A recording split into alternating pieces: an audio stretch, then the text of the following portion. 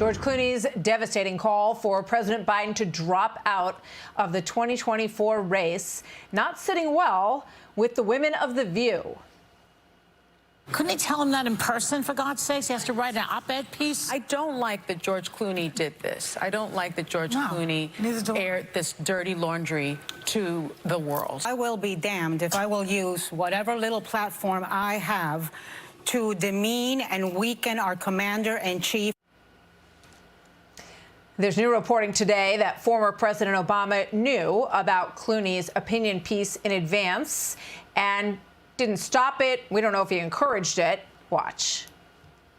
If Joe Biden believes that, that's not going to get him out of the race any faster. Joe Biden is deeply resentful of his treatment under not only the Obama staff, but also the way he was pushed aside for Hillary Clinton. Oh, he's right about that. Let's bring in Fox News contributor Joe Concha. Joe, your reaction to the ladies of The View. They're upset with George Clooney. I mean, I think that if Biden ends up exiting this race ultimately, that Clooney moment is going to be one of the tipping points along the way. Your thoughts?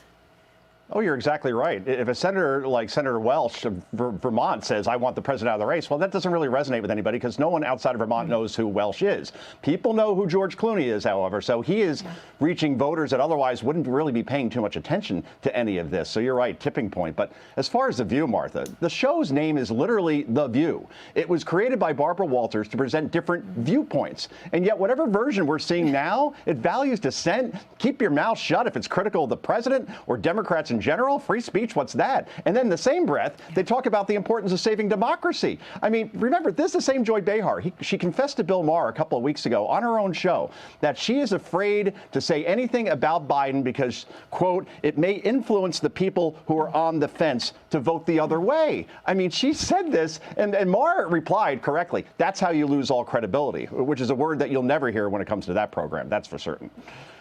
Hey, I want to put this up.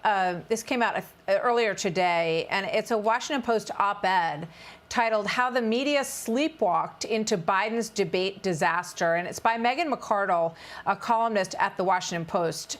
And in it, she says, viewers of Fox News understood the president's condition better than our audiences, meaning the Washington Post, which ought to be a huge wake-up call for us.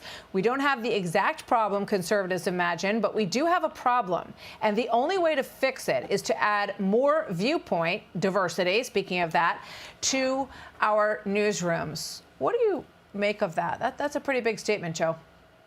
It's a huge statement. I don't think anybody's sleptwalked through this story that has existed, let's face it, for more than 4 years, because we at Fox and our viewers, we have three things that are pretty basic when you're a human being. That's eyesight, that's hearing, and that is sanity. So when you watched this president fall up the stairs of Air Force One, off his bike, on stage at graduation ceremonies, or when he talked about inheriting 9% inflation, or he once drove an 18-wheeler, or his uncle was once eaten by cannibals, or he was arrested during the civil rights movement, you know, at that point, we realized, okay, something's off here. And then obviously, whenever he was outside of a teleprompter, it was clean up on aisle 5, 17, 24. And then we saw what happened during the debate and the disaster that was because he didn't have notes and he didn't have a teleprompter anymore. So look, this press conference tonight, Martha, comes at the most critical moment of the Biden presidency. This is the whole ball game right now regarding his candidacy.